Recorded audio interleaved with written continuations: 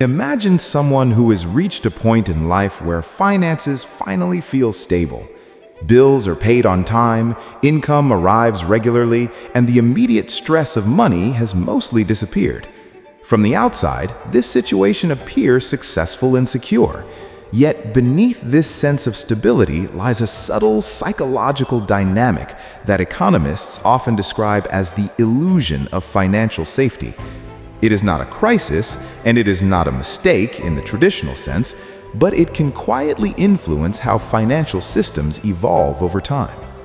When people reach a stage where their basic needs are consistently met, the human brain naturally shifts its focus away from survival toward comfort and predictability. Behavioral economists have long observed that once individuals feel financially safe, the urgency that once drove disciplined financial behavior often begins to fade. The system feels stable, so the pressure to optimize it becomes weaker. This psychological shift is not irrational.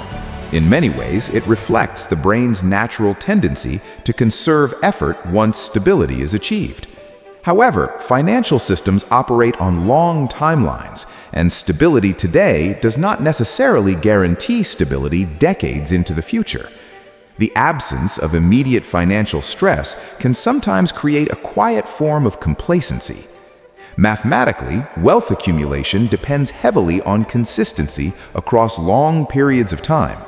Small contributions, disciplined allocation, and steady investment decisions compound gradually, often producing outcomes that only become visible many years later.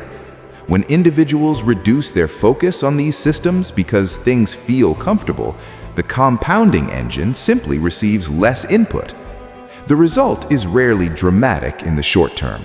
Income continues, expenses remain manageable, and life moves forward with little disruption. Yet the difference slowly emerges across longer timelines.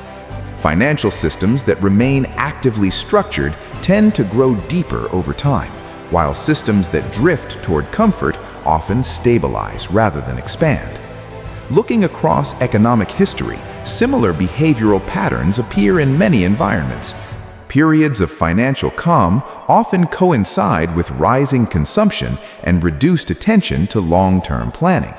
This is not necessarily a flaw in individual decision-making, but rather a reflection of how human psychology interacts with economic systems.